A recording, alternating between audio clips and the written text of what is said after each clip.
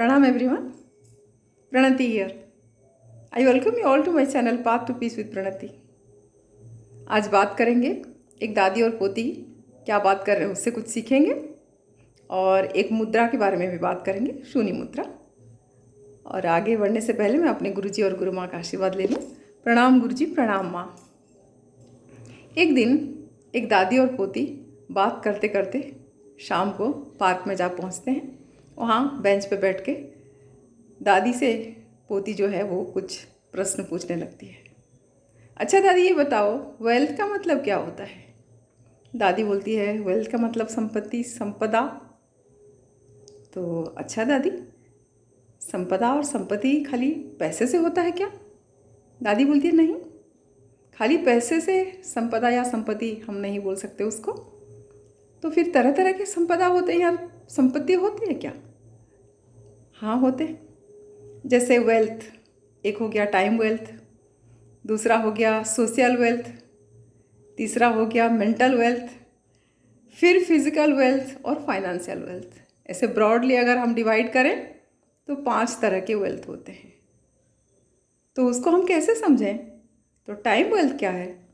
Time wealth जब हम जन्म लेते हैं और मृत्यु की तरफ बढ़ते हैं, ये जीवन में हमको जन्म से मृत्यु तक जो समय मिला है, उस समय को हम कैसे, कहाँ पर, किसके साथ व्यतीत करते हैं और उससे हमको क्या हासिल होता है, ये सबसे बड़ा टाइम वेल्थ हो गया। फिर आता है हम लोग का सोशल वेल्थ। समाज में हम रहते हैं, कुछ छाप छोड़ते हैं, कुछ करके जाते हैं, नाम कमाते हैं, कुछ रेस्पेक्ट, कुछ फेम, कुछ रिकॉग्निशन, अपने किए हुए काम के द्वारा जो हमको हासिल होता है उसको हम सोशल वेल्थ कहते हैं। और उसके बाद आ गया मेंटल वेल्थ। मेंटल वेल्थ, हम कितने क्रिएटिव हैं, हम अपने लाइफ का पर्पस कितना जानते हैं और हम क्या कंट्रीब्यूट कर रहे हैं, समाज को हम क्या दे रहे हैं। तो उससे हम लोग का मेंटल वेल्थ पता चलता है, कितना रिच है वो आदमी जो समाज को देने के लिए हमेशा तत्पर रहता है। That is known as mental wealth.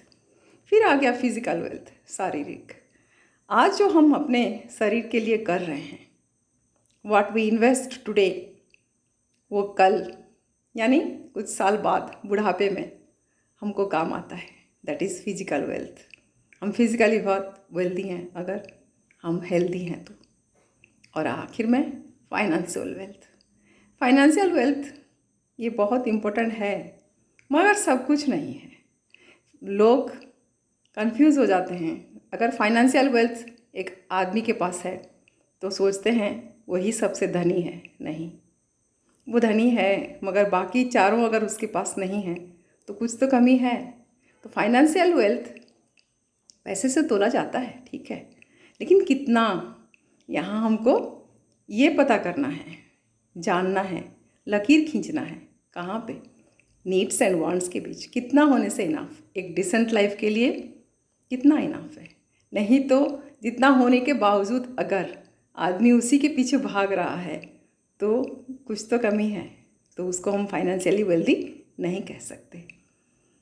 अच्छा दादी, ठीक है, ये तो जीवन में हर चीज़ कमाना है, जैसे कि आपने बताया टाइम वेल्थ, उसको कैसे इन्वेस्ट करना है, social recognition, reputation, name, fame, ये सब ठीक है। इसको हम कैसे मेंटेन कर सकते हैं, कंसिस्टेंटली हम कैसे उसको मेंटेन कर सकते हैं?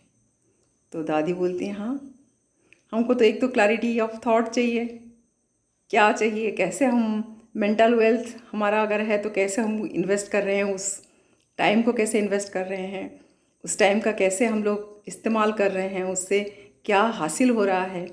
जैसे कि पौधा हम लगाते हैं, पौधा को सींचना पड़ता है, खाद देना पड़ता है, कंसिस्टेंटली उसको देखना पड़ता है। अगर हम उसको देखें, उसका केयर करें तो आगे जा कर के बड़ा होता है और फल देने लगता है। ठीक उसी तरह ये वेल्थ भी कमाए जा सकते हैं अगर कंसिस्टेंटली हम उसका केयर करें, तो उसको वैल्यू करें। तो दादी, उसको करने के लिए क्या करना पड़ेगा? तो दादी बोलती है आप डांस क्लास जाते हो ना, सीखते हो डांस, बहुत सी मुद्राएं आपको सिखाए जाते हैं। ठीक वैसे ही योग मुद्रा एक है। इस योग मुद्रा का नाम है शून्य मुद्रा। इसको अगर हम करेंगे तो क्लैरिटी भी आएगी, कंसिस्टेंसी भी आएगी, लाइफ में डिसिप्लिन आएगा। आज के ज़माने में हम देख रहे हैं डिसिप्लिन नहीं है, और डिसिप्लिन अगर नहीं है जीवन में तो ये दौलत हम नहीं कमा सकते। तो डिसिप्लिन के लिए हमको क्या करना है? शून्य मुद्रा करना है। शून्य मुद्रा कैसे करते हैं?